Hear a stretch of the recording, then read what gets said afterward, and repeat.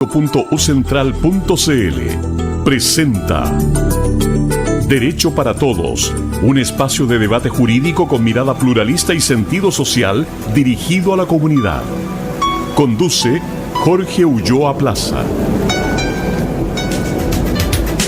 Buenas a todas y todos, reciban un cordial saludo, bienvenidos a nuestro programa Derecho para Todas y Todos. Ustedes lo saben, se trata de un programa de actualidad jurídica, política, de análisis de la sociedad, que se transmite siempre los días viernes por intermedio de Radio Universidad Central 107.1 en el corazón de Santiago y por internet por radio.ucentral.cl.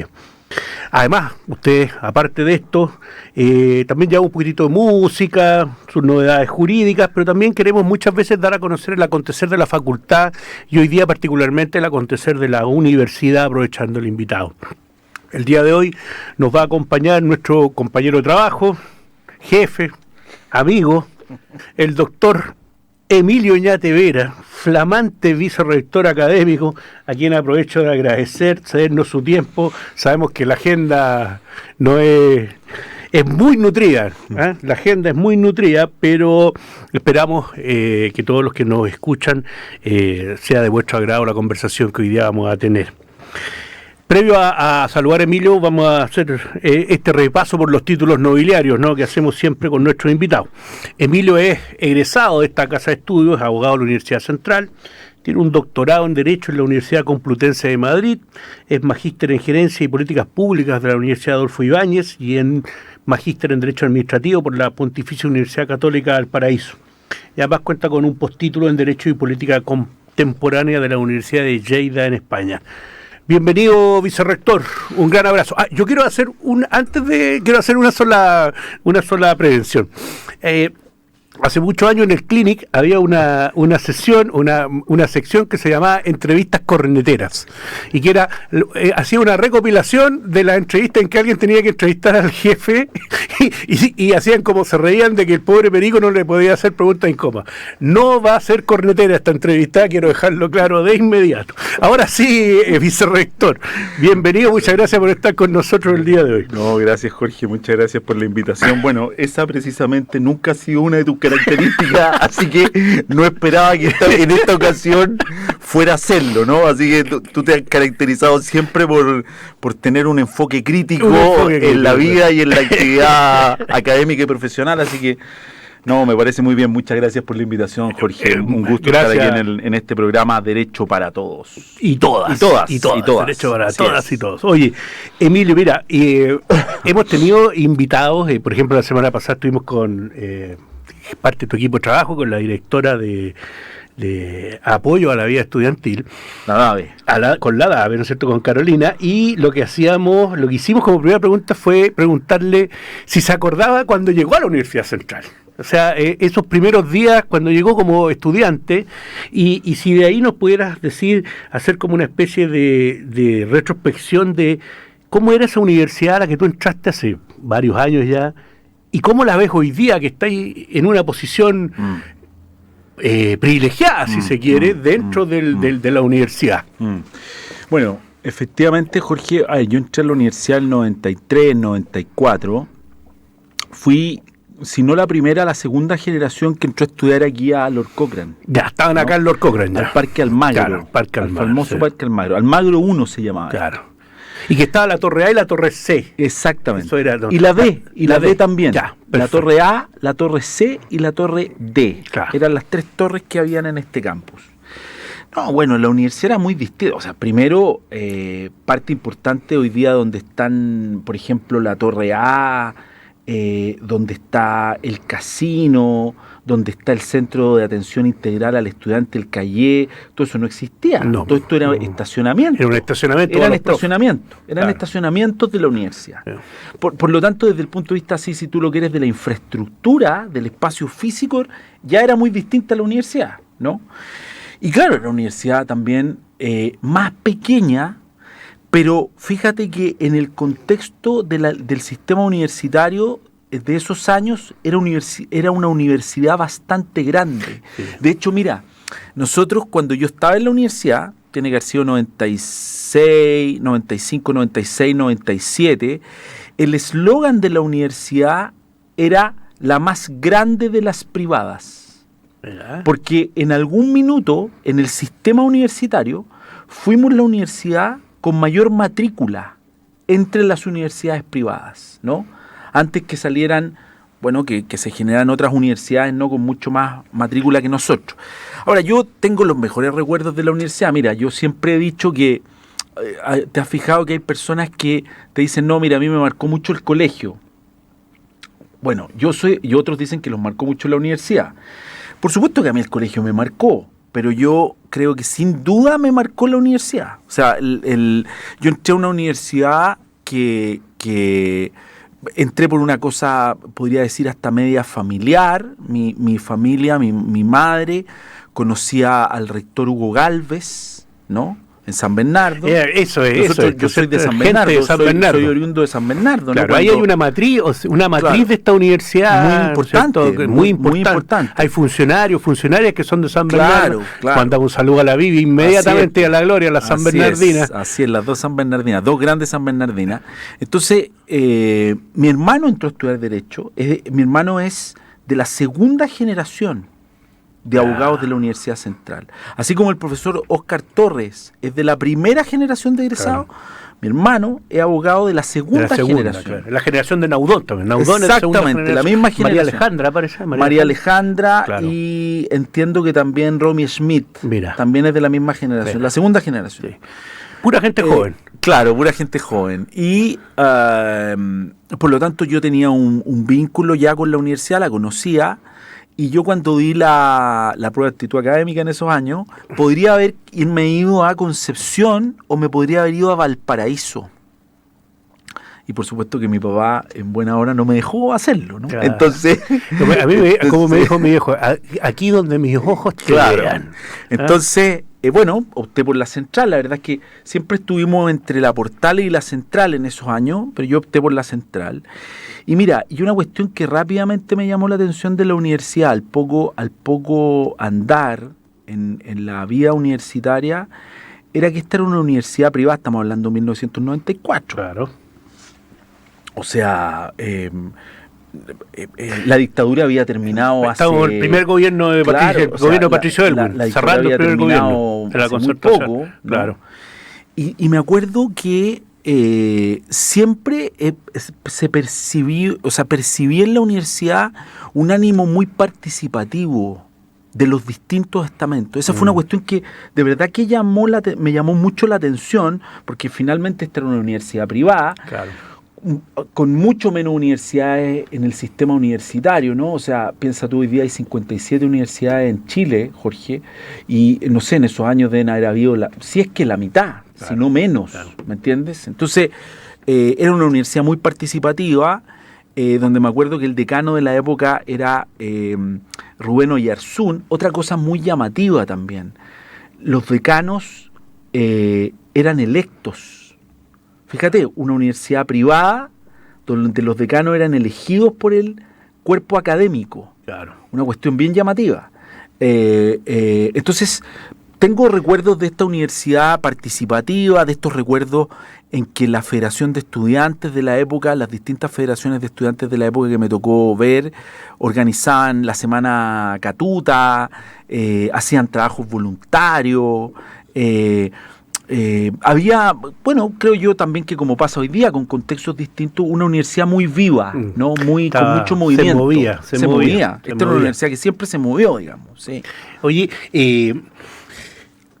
entra Emilio Oñate a la facultad, entra a la carrera y... Bueno, vamos a hablar en el tercer bloque de eso, pero siempre yo, que te conozco muy bien, ha habido ahí un amor tuyo por la política, por la cuestión pública. Sí. Eso te llevó acá adentro, ¿no es cierto?, a desarrollar una incipiente carrera en ese sentido. ¿Cómo fueron esos años de dirigente estudiantil? Bueno, mira, yo venía con esta cuestión del colegio. La verdad es que es una cuestión, yo diría, de siempre. Me interesó, me motivó el tema...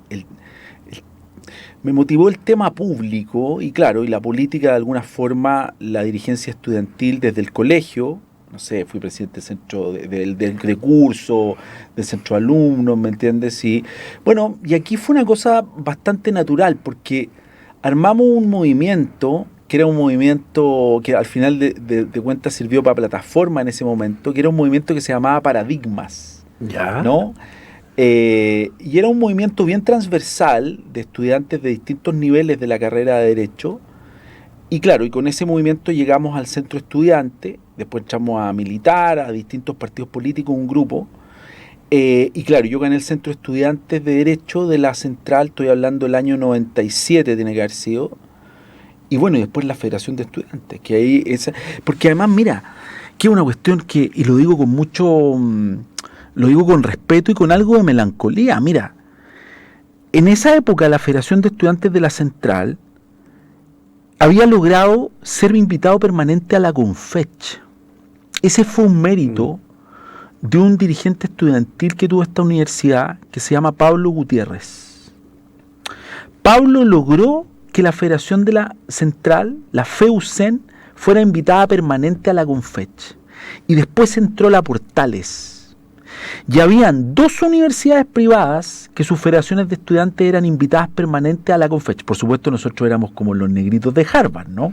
Claro. Pero estábamos ahí, estábamos en la Confech.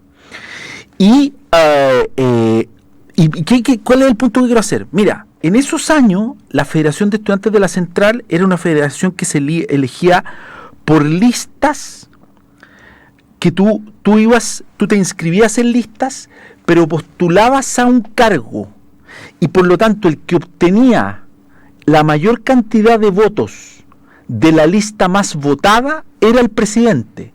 Pero tu sistema, y así era todo tu sistema de integración. Ya. Por lo tanto, lo más probable es que el vicepresidente no fuera de tu lista, fuera de la otra lista, mira, fuera el que sacó el segundo más votado. El segundo más votado. Y así se construía la lista. Entonces tú estabas obligado a qué? Tú estabas obligado en la mesa ejecutiva de la federación a articular, a llegar a acuerdo, a negociar, ¿no? ¿Por qué? Porque había un sentido de representación de la dirigencia estudiantil. O sea, los dirigentes estudiantiles representaban el movimiento estudiantil. Claro. Y ¿dónde quiero hacer el punto? Por mí votaron algo así como 3.000 estudiantes. O sea, te estoy hablando de una universidad que no tenía los 15.000 estudiantes que tiene ahora, que ha tenido 9.000 estudiantes, y votaron para la Federación de Estudiantes más de 3.000. Claro. ¿Te fijas? Entonces, una base. Entonces, y ahora, lamentablemente, no tenemos Federación de Estudiantes hace varios años, porque no se logra el quórum de los 1.600 votantes. Entonces, una cuestión que uno dice, mira, han pasado 20 años y el movimiento, ¿está más robusto el movimiento estudiantil ahora o era más robusto antes? Sí. Y el punto es que hoy día las reivindicaciones, las legítimas reivindicaciones estudiantiles que pueden existir son muy válidas, tienen mucha fuerza, tienen mucha vigencia, pero no son capaces de canalizarse a través de representantes estudiantiles, porque está esta idea, ¿no? Yo sé que tú has estudiado y has escrito eso, está esta idea de la lógica de la representatividad directa, ¿no? De la democracia más participativa que representativa, ¿no? Y la verdad es que eso en la práctica, Jorge, y aquí por supuesto que estoy dando una opinión absolutamente a título personal, en la práctica eso puede tener pic de entusiasmos, claro, pero termina siendo impracticable, inoficioso. Y al final de cuentas, eso es lo que nos pasa hoy día un poco en el movimiento estudiantil de la Central y también en el movimiento estudiantil a nivel nacional. Sí, no, a nivel nacional, eso es así. Oye, Emilio, y bueno, ahora vicerrector académico, mira, el medio salto de matriculado en primer año a vicerrector académico. Nunca me lo imaginé, Jorge, antes que me lo pregunté. Yo creo que tú sabías eso. Porque, bueno, yo nunca me imaginé tampoco ser decano. Claro. Fue una cosa bien así como, bien como introspectiva, digamos, ¿no? Ahora, sí, claro, trabajamos juntos, ¿no? Estrechamente, Jorge, 7 años, y claro, Yo no quiero que los auditorios que escuchen este programa crean que nosotros vamos a ser autocomplacientes y que vamos a estar aquí aplicando la política de la sección del The Clinic. No quiero que crean que vamos a aplicarla. Pero evidentemente yo creo que con lo que hicimos en la Facultad de Derecho y Humanidades, claro, se puede haber generado probablemente algún espacio no buscado, la verdad. No buscado. Yo hace poco había sido reelecto decano, en septiembre del año pasado. Bueno, pero se dio esta opción y claro, asumí la vicerrectoría académica y claro, y aquí estoy, pues de vicerrector académico. ¿Y qué desafío? Así, si tú es un cargo complejísimo, porque tiene que ver con toda la universidad. ¿Cuáles son, a tu juicio, los principales desafíos de la vicerrectoría? Te voy a poner un límite para los próximos 3 años. Mira, Jorge, yo primero quisiera hacerte una introducción que yo también sé que vaya a compartir. Mira, sé que vaya a compartir porque nos conocemos, hemos trabajado juntos, tenemos una mirada de lo que es la universidad conceptualmente, ¿no? Mira, esta es una universidad, Jorge, que, y yo lo digo sin eufemismo, esta era una universidad que era de las mejores universidades del país durante muchos años, fue una de las mejores universidades del país, en un contexto distinto, con menos universidades, en otro contexto, ¿no? Y por distintas razones fuimos perdiendo espacio, posicionamiento, pero esta es una universidad que yo no sé si estoy seguro que muchos integrantes de la comunidad universitaria no saben, por ejemplo, cuál es el gobierno corporativo que tiene esta institución. Claro. Y me pasa hasta el día de hoy, que cuando tú le dices a un estudiante, le dices a un egresado, conversas con algún funcionario que no lleva tanto tiempo en la universidad y tú le dices, mira, sabes que esta es una universidad que no tiene dueño, que es administrada por sus académicos, que hay procesos democráticos de participación donde están representados los distintos estamentos universitarios. Bueno, eso te da una potencia muy grande, ¿cachai? Entonces yo creo que esta universidad tiene todo para posicionarse, y si tú me preguntáis, va a volver a posicionarse, y si tú me preguntáis en los próximos 3 años, ¿qué cosas veo yo? ¿Qué cosas creo yo que es ineludible por una universidad como esta? Es ineludible no acreditarse 5 años, no mantener el nivel avanzado de acreditación institucional y, ¿cómo se llama? Pero subir en años de acreditación, y yo te diría avanzar también muy sostenidamente en su complejización. Tú has sido un actor bien importante en eso, no es por echarte champú, como digo yo, pero has sido un actor bien importante porque eres el... Te digo que no van a agarrar para el deseo, sí, nos van a agarrar para el deseo, Bueno, vos me invitas.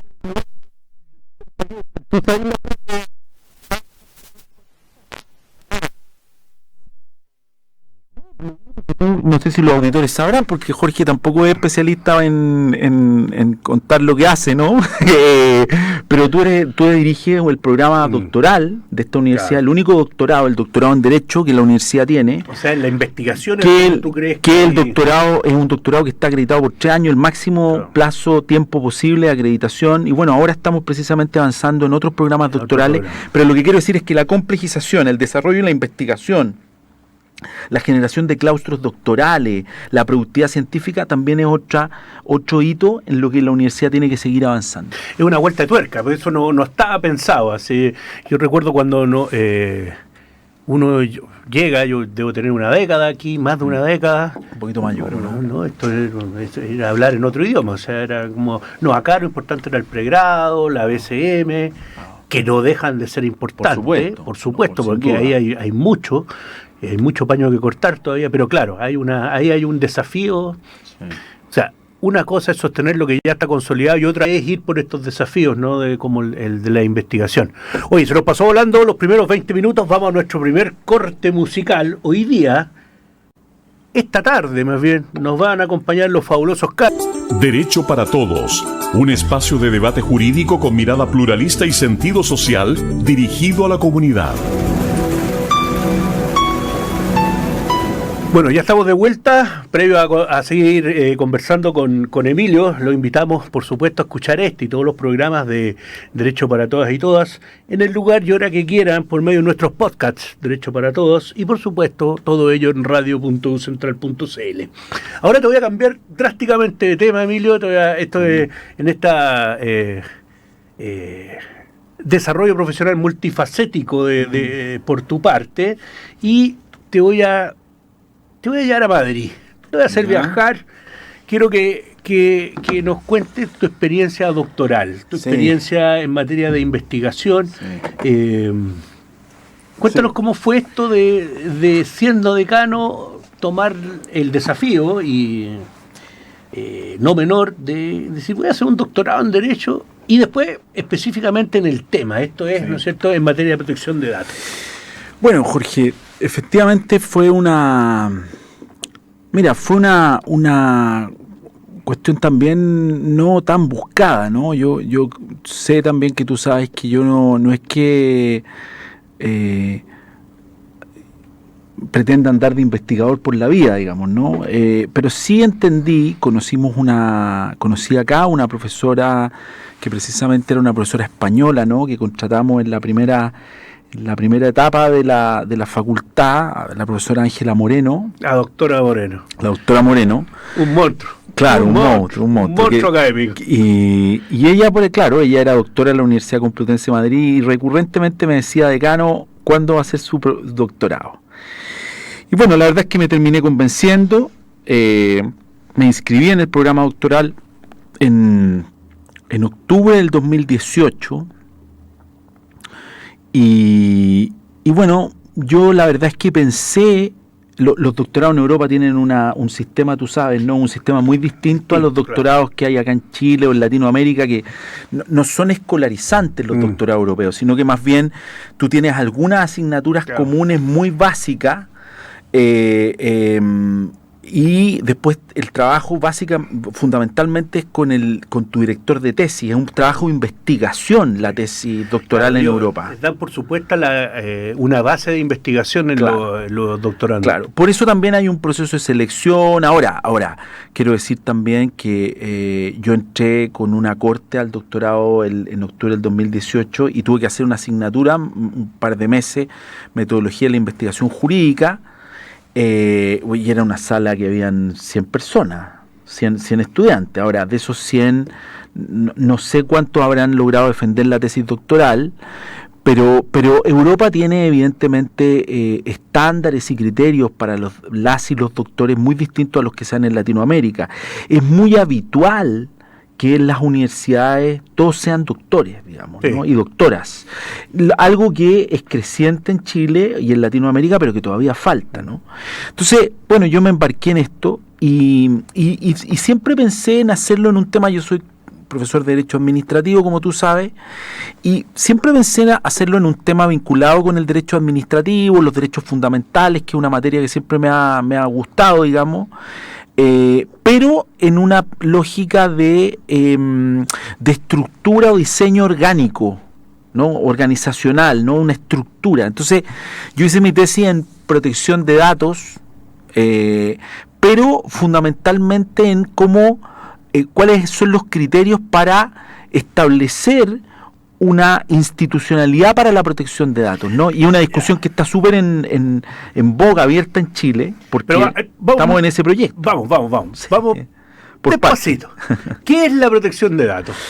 No, mira, la protección de datos es un derecho fundamental, ya no cabe ninguna duda, ¿no? Que tiene un arraigo en el caso de la Europa continental, fundamentalmente en el derecho a la intimidad, ¿no? Y en otros ordenamientos jurídicos latinoamericanos con la protección de vida privada, como ocurre en Chile, o con la privacidad, ¿no? Entonces es un derecho que surge que surge arraigado en estos derechos fundamentales inicialmente, pero que después va adquiriendo una fisionomía, una estructura, un núcleo esencial propio, que lo separa de la protección a la vida privada. Se despliega desde ahí, pero después se empieza a dotar de contenido propio. Y de autonomía, claro. Y es un derecho hoy día que, bueno, está reconocido en la Carta de Derechos Fundamentales de la Unión Europea, en el artículo 8 de la Carta de Derechos Fundamentales de la Unión Europea, y está reconocido como un derecho fundamental, te diría yo, crecientemente, si no explícitamente en las constituciones europeas, porque las constituciones europeas en promedio son más antiguas, ¿no? Pero los tribunales constitucionales donde hay en Europa, todas reconocen, y prueba de ello es que la Carta Europea de Derechos Fundamentales, que es del 2000, lo reconoce explícitamente como un derecho fundamental. Ahora, en el constitucionalismo latinoamericano, que es más reciente, casi todas las constituciones latinoamericanas lo han ido incorporando explícitamente como derecho fundamental. Lo hicimos nosotros el 2018 con una reforma constitucional, con un proyecto de reforma constitucional 2018. Lo hizo hace el 2022 Brasil, con una enmienda constitucional que introdujo la protección de datos como derecho fundamental. Antes lo había hecho también Panamá hace poco. Las constituciones latinoamericanas en general ya lo consagran como un derecho fundamental, expreso. Fíjate que a diferencia de lo que ocurre con lo que algunos han dicho que es la contracara de esa moneda, que es la transparencia y el acceso a la información pública. ¿Por qué digo a diferencia? Porque, por ejemplo, la Unión Europea tiene una normativa, un reglamento, que es el Reglamento General de Protección de Datos, que es una norma de carácter vinculante para todos los Estados miembros de la Unión en materia de protección de datos. Pero la Unión Europea no tiene una norma a nivel de reglamento europeo vinculante para todos los Estados miembros en materia de acceso a la información, o sea, en materia de transparencia y acceso a la información pública. O sea, es el derecho a la protección de datos un derecho que se muestra como en una frontera, casi en una colisión con la exigencia de las comunidades respecto a la transparencia pública. Hay ahí un... Claro, o sea, yo diría que, mira, el único punto en común, hay mucho escrito sobre esto, hay mucho estudio y texto sobre esto, pero yo diría que hay esta idea de que la protección de datos y la transparencia y el acceso a la información pública son dos caras de una misma moneda. La verdad es que yo no creo que sea tan así, y si son dos caras de una misma moneda, lo único que los une, que no es menor, es la información. Ya. O sea, si hay algo que vincula a estos derechos es la información, pero son derechos diametralmente distintos. Piensa tú, desde el punto de vista conceptual, ¿no? La transparencia y el acceso a la información pública es un derecho que surge fundamentalmente para potenciar el Estado de Derecho, para combatir la corrupción, claro, el tráfico de influencia y para fortalecer el sistema democrático. Ese es el objeto que tiene la transparencia y el acceso a la información pública. La protección de datos personales, en cambio, es un derecho que está vinculado, los alemanes dicen que está vinculado a la personalidad. Ya. Es un atributo de la personalidad. Es un atributo de la personalidad, ¿no? Y que tiene propósitos, finalidades muy distintas. Hay una, mira, no quiero latear con esto, hay una sentencia del Tribunal Constitucional Federal Alemán, que es una sentencia de 1983, que mira el tiempo de lo que estamos hablando, 1983. 30 y otra. Ya. Una sentencia que dice que a propósito de un censo que se hizo en Alemania en 1982, donde las personas que realizaban las encuestas le hacían una serie de preguntas a las y los ciudadanos. Y un par de ciudadanos estimó que estas preguntas estaban afectando su intimidad, su privacidad, sus datos personales. Y el Tribunal Constitucional Federal Alemán sacó una sentencia del 83 donde consagró lo que se llama la teoría de las tres esferas, que es una antigua teoría de un jurista alemán, no recuerdo ahora el apellido, pero es de estos apellidos alemanes medio complejos, que habla de que en el fondo cada individuo, cada persona tiene tres ámbitos de actuación. Un primer ámbito, que es por así decirlo, el íntimo, el secreto, ya, aquel que no comparte con nadie, que está asociado a sus emociones. un segundo ámbito que tiene que ver con las relaciones amicales, la vida privada, las relaciones familiares, que es lo que nosotros denominamos en el ordenamiento jurídico chileno la vida privada. La esfera privada. Y un tercer ámbito más externo que tiene que ver con cómo se exterioriza ese individuo hacia la sociedad y que se vincula con el derecho a la imagen, el derecho al honor.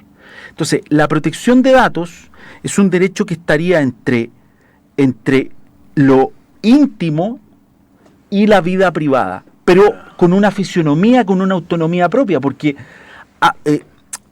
hay datos personales que nada tienen que ver con la intimidad o la vida privada. ¿Me explico? Sí, sí. Entonces tiene una fisionomía, una independencia propia. Mira, interesante. Oye, ¿y en qué estado estamos en Chile con esta discusión? Yo sé que tu trabajo de investigación particularmente tuvo que ver con eso. Hoy día hay un proyecto de ley que está en discusión. Mira, a ver, Chile, hay una pugna ahí. Sí. Tú me explicabas una vez, hay una pugna, Chile, maneras de pretender regular. Claro, pero ya está, yo te diría que está bastante resuelto. Mira, está muy resuelto. Mira, lo primero es que efectivamente hay un proyecto de ley que se está tramitando en el Congreso Nacional desde el 2017, ya lleva varios años, que lo que busca es generar una nueva institucionalidad en materia de protección de datos personales. Nosotros tenemos una ley que es la Ley de Protección a la Vida Privada, la Ley 19.628, que es de 1999, Jorge, de 1999, que es la primera ley que regula la protección de datos personales en Latinoamérica.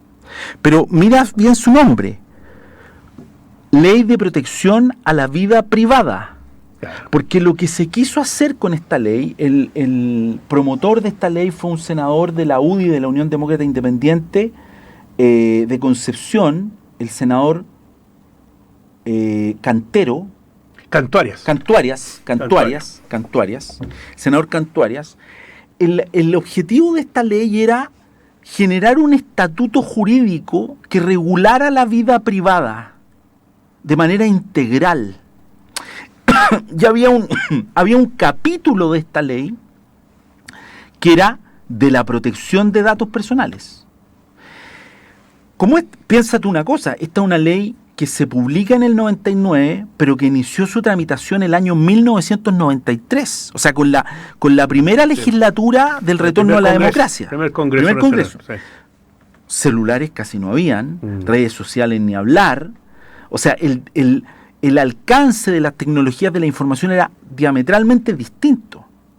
Entonces, y fue una ley que tuvo mucha incidencia durante toda su tramitación, tuvo mucha incidencia de la banca, del retail. Entonces, es una ley que con el devenir legislativo se transformó en una ley que regulara la protección de datos. Se desechó la idea, pero el nombre de la ley se mantuvo. Ley de Protección a la Vida Privada. Pero tú la lees y es una ley de protección de datos personales. Ahora, una ley de protección de datos personales muy anacrónica para estos tiempos, donde piensa tú que la máxima sanción que se le puede aplicar a quien realice tratamiento de datos personales incumpliendo la ley son, escucha bien, 3 millones de pesos. O sea, la máxima multa que se le puede aplicar a un banco, a un retail, a cualquier persona que realice tratamiento de datos personales, y además tiene muchos déficits procesales, procedimentales, las sanciones son irrisorias. Entonces, bueno, hay un proyecto de ley que se está tramitando desde el 2017 para actualizar toda esta regulación, toda esta institucionalidad. Y es un proyecto de ley que ha tenido una larga tramitación en el Congreso. Yo he tenido la posibilidad de influir en esa tramitación, he sido invitado primero en el Senado, después en la Cámara de Diputados, precisamente a abordar una cuestión que tiene que ver mucho con mi tesis doctoral, que es el diseño institucional de la autoridad de control, que es la creación de una agencia nacional en materia de protección de datos. Y claro, y durante largo tiempo en esa tramitación hubo dos posiciones contrapuestas. Una que planteaba que tenía que crearse una agencia nacional de protección de datos. Y otra que planteaba que la función de la protección de datos tenía que radicarse en el Consejo para la Transparencia. Eso era como dejar al gato cuidando la carnicería. Claro, claro.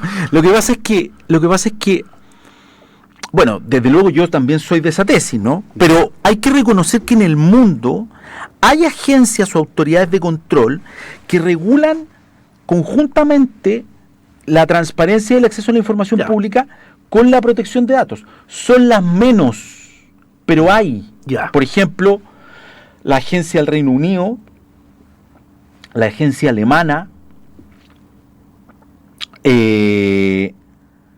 la agencia australiana, acá en Latinoamérica, Argentina, Uruguay, tienen autoridades de control que regulan conjuntamente la protección de datos y el acceso a la información pública. Pero claramente no es el modelo mayoritario, y además, mira, cuando uno pretende instalar un modelo regulatorio, Jorge, es súper importante, yo hago un análisis de eso, es súper importante analizar cuál es el modelo regulatorio existente en el país, porque esto tiene que ver con también una cultura administrativa y regulatoria. Y si tú, y yo hice un estudio de las 22 agencias regulatorias que existen en Chile, las superintendencias, la Comisión para el Mercado Financiero, la Fiscalía Nacional Económica, la Subsecretaría de Telecomunicaciones, algunos híbridos, como son el Tribunal de Defensa de la Libre Competencia o los tribunales ambientales. Y si tú haces ese análisis en términos de estandarizar cuáles son las características que tienen estas entidades regulatorias, tú vas a ver que en su gran mayoría, 18 o 17 se abocan a la tutela de lo que se llama un interés básico prevalente o un interés básico prevalente transversal. Me explico. La Subsecretaría del Medio Ambiente regula el medio ambiente. La Subsecretaría de Electricidad y Combustible regula la distribución eléctrica, entre otras materias, pero fundamentalmente su foco es eso. No. La Subsecretaría de Educación Superior regula las instituciones de educación superior. Y hay otras que regulan un único interés prevalente, pero de manera transversal. Por ejemplo, el Tribunal de Defensa, la Fiscalía Nacional Económica, el antimonopolio, ¿no? La libre competencia. La libre competencia. Pero donde sea que haya atentado contra la libre competencia, en las universidades, en las panaderías, por eso es transversal. Entonces, si uno ve, se hace ese análisis, prácticamente la gran mayoría de las agencias regulatorias se abocan a la regulación de un interés prevalente, ¿no? Porque además, bueno, esto tiene su origen en una concepción ideológica jurídica, ¿no? Que ha estado tan en discusión ahora a propósito del caso convenio o fundaciones, que es esta lógica que se instaló en Chile, fundamentalmente en la década de los 80, muy en la línea de lo que hizo Reagan en Estados Unidos o la Margaret Thatcher en el Reino Unido, de alojar las prestaciones básicas en los privados, claro, sacarlas del Estado y por lo tanto generar entidades regulatorias respecto a esos privados. Pero claro, a diferencia de lo que puede haber hecho el Reino Unido o Estados Unidos en su momento, nosotros lamentablemente no dotamos, yo creo, ¿no? Y aquí estoy dando una opinión, de la suficiente musculatura a esas agencias regulatorias. No tienen dientes, como decía. Eso ha ido mejor. Bueno, el CERNAC también es una agencia regulatoria. No son lo que se denominan en la experiencia comparada, son agencias regulatorias independientes. Entonces, para el modelo chileno, lo que mi tesis plantea en definitiva es que tiene que constituirse una agencia con un interés único. Claro. Con un interés único. Que regule exclusivamente la protección de datos personales. Y la verdad es que el proyecto de ley, que ya está en su parte final, ¿no? En su tercer trámite constitucional, va a pasar, eventualmente puede pasar a comisión mixta, pero si pasa a comisión mixta, no va a ser por el modelo de agencia ya, que fue una discusión muy intensa, ¿no? Durante largos años, te diría yo, porque primero Bachelet propuso que fuera una agencia única. Después, que esa autoridad se radicara en el Ministerio de Hacienda. Después Piñera propuso que fuese el Consejo para la Transparencia, ¿no? Y largo tiempo, prácticamente durante todo el gobierno de Piñera II, el proyecto de ley radicaba la protección de datos personales en el Consejo para la Transparencia, ¿no? Pero después, en las postrimerías del gobierno de Piñera, se vuelve a presentar una indicación donde se crea la Agencia Nacional de Protección de Datos. Y eso se ha mantenido así a lo largo de todo el proyecto de ley, y la verdad es que yo creo que no hay mayor discusión. Se propone la creación de una Agencia Nacional de Protección de Datos Personales con 3 consejeros designados por el presidente de la República y un director nacional, un presidente de la agencia, y que tiene un modelo que en general a mí me parece bastante bien. Yo tengo algunos reparos sobre la dependencia que tiene con el Ministerio de Economía, pero son cuestiones que...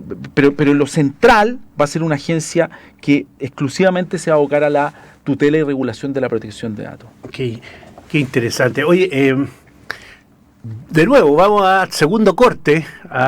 Hemos vuelto ya a avanzar harto en nuestra conversación con Emilio. Continuamos con los fabulosos, en este caso, el León San... Un espacio de debate jurídico con mirada pluralista y sentido social dirigido a la comunidad. Bueno, estamos de vuelta, último, tercer bloque, y un bloque cortito, porque se nos ha hecho bastante extensa la conversación, sobre todo en materia de protección de datos y los recuerdos de la universidad. Pero volviendo en el primer bloque, precisamente, yo decía que Emilio tiene un viejo amor que cada cierto tiempo lo visita, ¿cierto?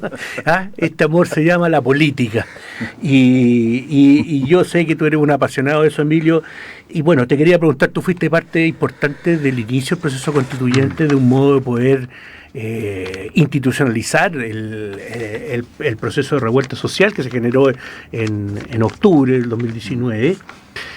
Y bueno, te tocó ser parte de aquellos que diseñaron una trayectoria que a esta altura ya fue fallida.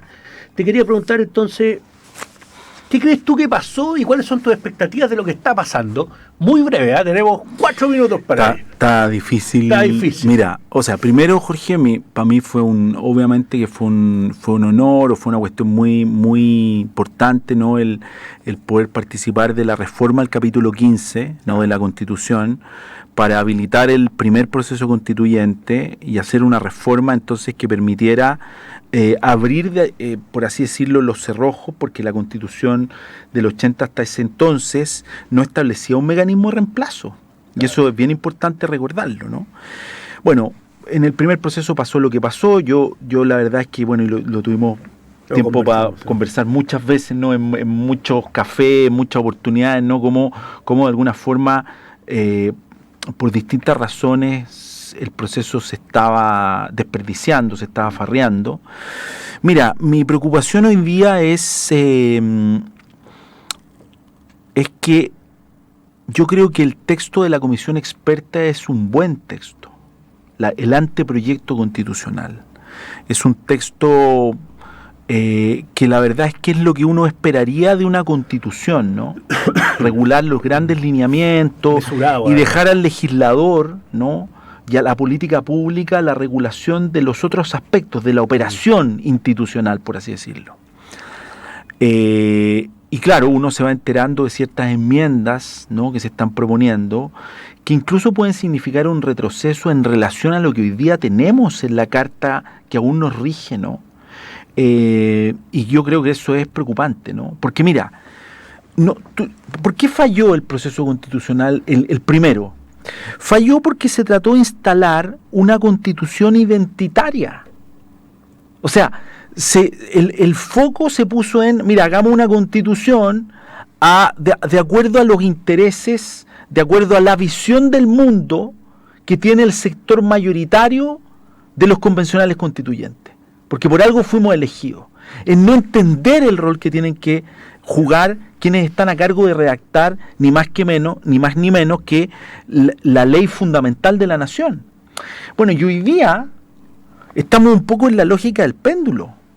Entonces, si uno ve lo que se está planteando, lo que se está proponiendo, por supuesto que con un tono más morigerado, por supuesto que con menos parafernalia, porque este ya no es un tema que acapare el interés de los medios de comunicación ni de la opinión pública, y por lo tanto se sabe menos.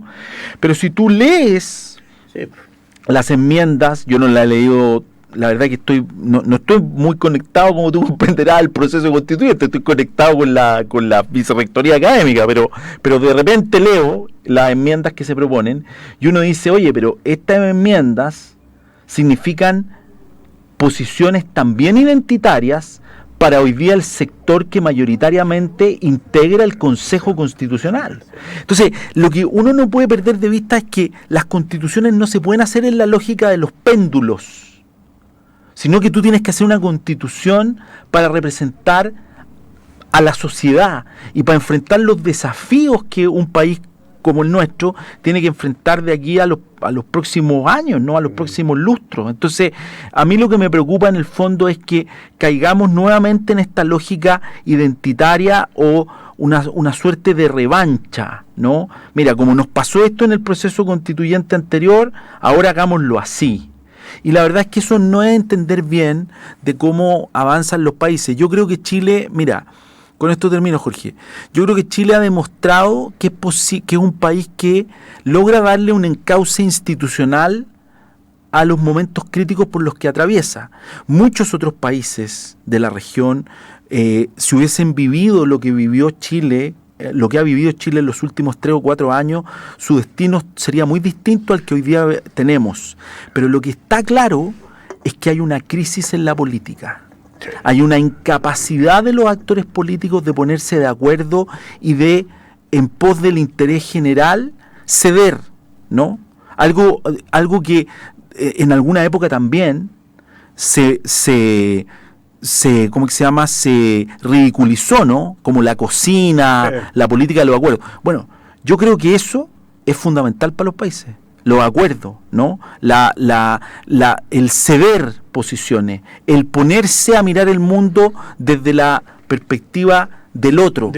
Ponerse en el lugar y yo creo otro. que eso falta en la política chilena, y ojalá que eso se logre, porque si no yo creo que vamos a tener el riesgo, ¿no?, de tener un problema latente. ¿Qué quiero decir con esto? De mantener la constitución que tenemos. Cuestión que, por supuesto, el actual gobierno no va a volver a plantear, porque ya no tiene agenda ni tiempo para poder hacer eso. Y por lo tanto, dejarlo latente al próximo gobierno. Y eso yo creo que no sería bueno para el país, porque tendríamos un paréntesis, ¿no? Un nuevo paréntesis. Oye, 10 segundos. La pregunta de siempre para ir a cerrar, porque ahora almuerzo. De nuevo a Madrid. Un lugar donde ir a comer a Madrid. Uno solo. A mí me encanta ¿cómo que se llama? Que es el Botín. El Botín. El restaurante más antiguo del mundo. El restaurante más antiguo del mundo, a comerse un chanchito con un cochinillo. No, extraordinario. Al costado de Plaza Mayor, para los que quieran. Al costado de Plaza Mayor. Bueno, extraordinario. Nos vamos con una última canción dedicada a nuestro querido amigo y colega Francisco Taleb, Mal Bicho.